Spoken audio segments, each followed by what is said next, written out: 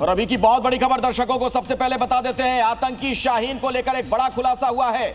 आतंकियों की टीम बना रही थी शाहीन। ये खबर मिल रही है सूत्रों के हवाले से। डॉक्टरों को ये जिम्मेदारी सौंपी जा रही थी। टीम में 5-5 लोगों को शामिल करना इनका मकसद था। स्लीपर सेल की तर्ज पर डॉक्टर सेल बना रही थी शाहीन। सूत्र हमें यह भी जानकारी दे रहे हैं।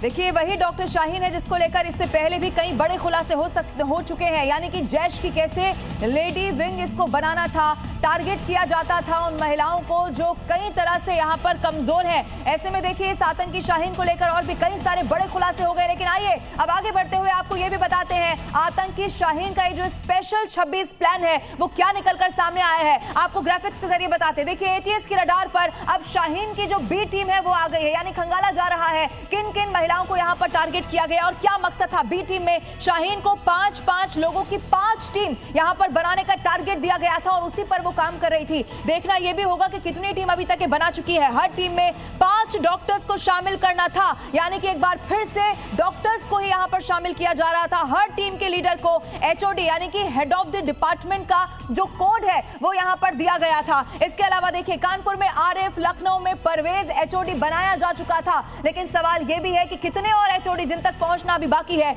2 और शहरों में एचओडी बनाना था और उससे पहले ही पुलिस के सामने पूरा का पूरा खुलासा हो गया है। 2 शहरों के नाम पता करने में इस वक्त एजेंसियां जुटी हुई हैं। वो 2 शहर कौन से हैं और कितनी बड़ी टीम अभी तक बनाई जा चुकी है। सिर्फ टीम के हेड से ही जो शाहीन है वो कितनी खूंखार थी, उसके मंसूबे कितने खतरनाक थे, पहले ही सामने आ चुका है। स्लीपर सेल के पैटर्न पर डॉक्टर सेल तैयार कर रही थी ये शाहीन, जिसको सीधी जिम्मेदारी जैश से यहां पर मिली थी और इसीलिए यहां पर कई सारे बड़े खुलासे हो रहे हैं। और इस बीच एक बड़ी खबर दर्शकों को बता दें। दिल्ली ब्लास्ट पर एक और बड़ा अपडेट आ रहा है सामने। एनआईए ने कई डॉक्टर से पूछताछ की है। कानपुर, लखनऊ के 4 डॉक्टर से पूछताछ की खबर है। खबर यह भी है कि शाहीन परवेज के कनेक्शन को लेकर ये पूरी जांच पड़ताल हो रही है। नेटवर्क कितना बड़ा था, कौन कौन लोग इनके साथ और शामिल थे, और खास तौर पर डॉक्टर्स इसीलिए रडार पर हैं क्योंकि इनका जो पूरा मकसद था उसमें डॉक्टर्स को ही टारगेट किया जा रहा था। और इसीलिए देखिए जानना जरूरी है कि कितने डॉक्टर्स तक अभी तक पहुंच गए थे। आइए सीधे अपने दर्शकों को लिए चलते हैं। हमारे सहयोगी विशाल रघुवंशी हमारे साथ जुड़ गए हैं। विशाल, एक तो बात, कितनी शातिर थी ये शख्स, इसको लेकर जो पता चल रहा है बिल्कुल ऐसा लग रहा है जैसे कॉर्पोरेट अंदाज में टेरर का नेटवर्क चला रही थी। क्या कुछ और पता चल रहा है आपको? देखिए शाहीन के बारे में लगातार जांच एजेंसियों के जो जांच का दायरा है वो बढ़ता जा रहा है। अब ये बात मालूम निकल के आई है कि स्पेशल 26 का टारगेट था शाहीन का। स्पेशल 26 में 5-5 की 5 टीमें थीं और एक वो खुद थी।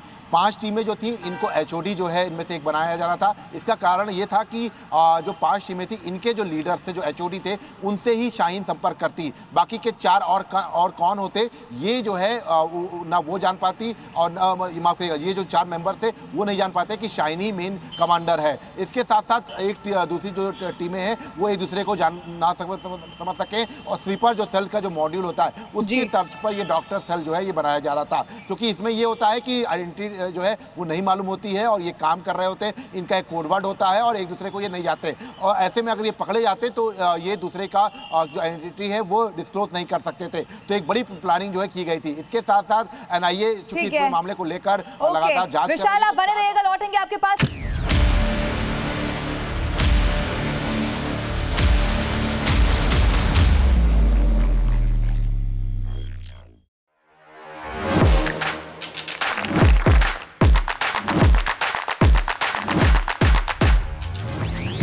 Welcome Dr. Subhash Chandra. And habit can be micro, macro. 66 times if you repeat the same thing, it becomes your habit.